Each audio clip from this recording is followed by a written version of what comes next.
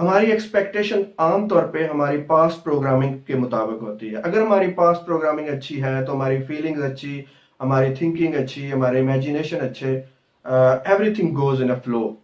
लेकिन आमतौर पे हमारी प्रोग्रामिंग ठीक नहीं होती। हमारे स्कूल्स में, हमारे पेरेंट्स ने और हमारी सोसाइटी में हमें बहुत ज़्यादा डिस्करेज किया जाता है और हम अपने आप को कुछ नहीं समझते। तो उस बुनियाद पर हमारे सबकॉन्शियस माइंड में जो भरा होता है, आमतौर पे हमारी थिंकिंग, हमारी फीलिंग और हमारे इमेजिनेशन प्लस हमारी एक्सपेक्टेशंस, ये ऑटो पायलट चल रहे होते हैं जिस तरीके की प्रोग्रामिंग होती है। और आपकी पास्ट प्रोग्रामिंग जिसमें ये उस पास्ट प्रोग्रामिंग में ये भरा हुआ है, you don't deserve any good, कि आप हक ही नहीं रखते, आप इस काबिल ही नहीं है कि आपको अच्छा मिले।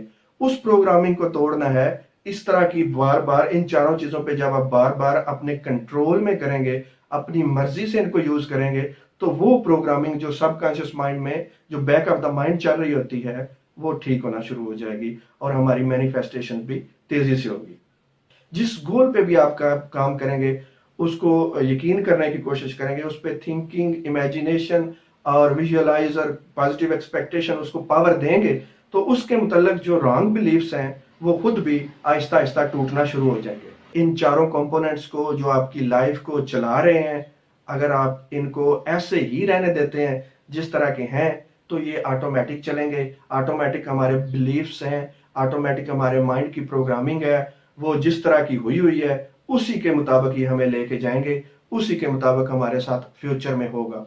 तो इम्पोर्टेंट है कि आप इन चारों को कंट्रोल करें अपने फायदे के लिए।